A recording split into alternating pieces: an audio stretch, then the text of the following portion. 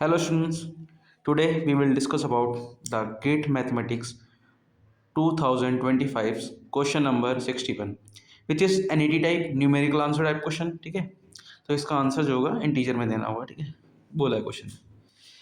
तो देखते हैं. ये बेसिकली इनर प्रोडक्ट स्पेस का क्वेश्चन है. ठीक है, और ऑर्थोगोनैलिटी भी बेस्ड है, ऑर्थोगोनैलिटी भी. ठीक है, चलिए स्टार्ट करते हैं. तो दिया है इनर प्रोडक्ट स्पेस दिया है. ठीक है, of all real valued continuous functions defined on -1 से 1 में. ठीक है, और इनर प्रोडक्ट डिफाइन कैसे दे रखा है.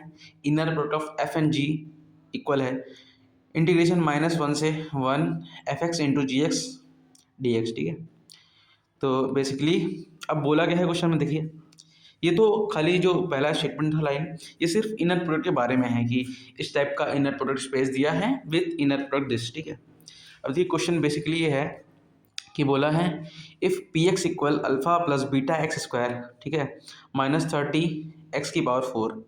तो बोला है alpha comma beta belongs to are.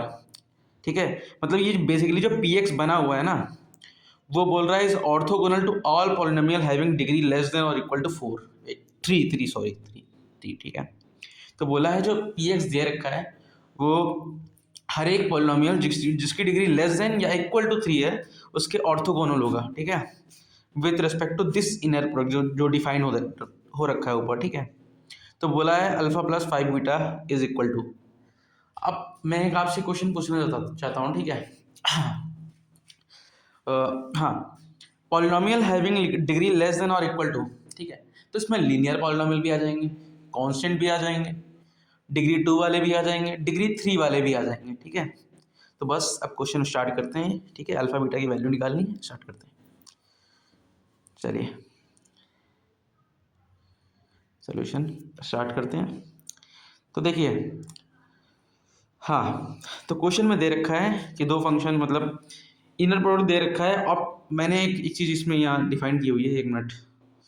तो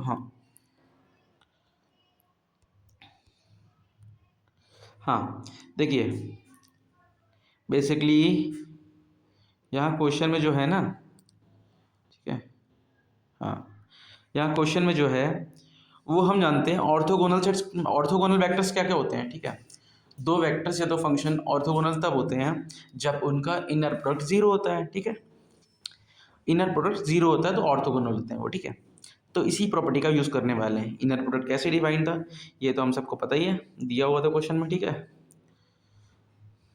क्वेश्चन में गिवन था. तो अब आइए देखते हैं.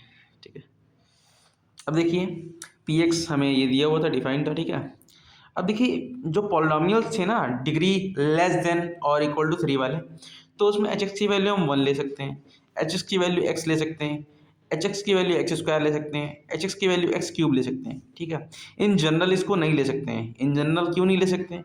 अब हमें अल्फा बीटा की वैल्यू फाइंड करनी है. अगर हम इन जनरल ले लेंगे तो कांस्टेंट इंक्लूड हो जाएंगे, जिससे हम इक्वेशन मतलब कांस्टेंट की वैल्यूज फाइंड नहीं कर पाएंगे. ठीक है, इसलिए हम क्या करते हैं कि इन पॉलिनोमियल की हेल्प से इक्वेशन बनाते हैं और साथ में क्या करते हैं, अल्फा बीटा की वैल्यू निकालते हैं. तो अब देखिए, पहले मैंने क्या किया, मैंने किया पी एक्स और 1 का इनर प्रोडक्ट निकाला. ठीक है, तो सिंपली ये मैंने सॉल्व किया. इसको इंटीग्रेशन करना आपको आता है बेसिकली. ठीक है, और ये याद रखिए ये ज़ीरो होगा क्योंकि दे रखा है कि दोनों ऑर्थोगोनल है. ऑर्थोगोनल है इसका मतलब इनका इनर प्रोडक्ट ज़ीरो होगा. तो यहाँ से एक इक्वेशन बनी, यहाँ से इक्वेशन बनी, इक्वेशन आप बना लेंगे बाकायदा. तो ये एक इक्वेशन बन गई. ठीक है, उसके बाद देखिए हमने क्या किया. अब देखिए मेरी बात सुनिएगा, अगर मैं एच एक्स इक्वल एक्स लेता हूँ, ठीक है, और पी एक्स जो है आपको दिख रहा होगा, पी एक्स इवन फंक्शन है. ठीक है, पी एक्स कैसा फंक्शन है, इवन फंक्शन है. ठीक है, क्लियरली दिख रहा होगा. इवन फंक्शन ऐसे फंक्शन होते हैं जिसमें अगर एक्स की जगह पे अगर आप माइनस एक्स रखेंगे तो पॉलिनोमियल सेम आ जाएगा, मतलब माइनस साइन नहीं आएगा, सेम आ जाएगा. ठीक है, जैसे इसमें देखिए अगर एक्स की जगह माइनस एक्स रखते हैं तो पी एक्स जो होगा सेम आ जाएगा, यानी P x equal P minus x हो जाएगा. ठीक है, इसलिए पी एक्स जो है इवन फंक्शन है. पी एक्स कैसा फंक्शन है, इवन फंक्शन है. ठीक है, पी एक्स जो है इवन फंक्शन है. और x जो है x, अब आप देखें एच एक्स अगर हम लेंगे तो x जो है ऑड फंक्शन है और इंटीग्रेशन करना है हमें -1 से 1 में.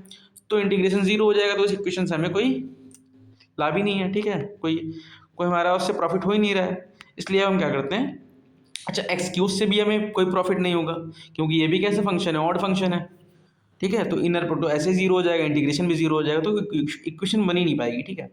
तो हमने क्या किया, अब H x equal x square लेते हैं, डायरेक्ट क्या लेते हैं, H x equal x square. तो इससे भी क्या हुआ, हमने एक इक्वेशन ये पहले बना रखी है।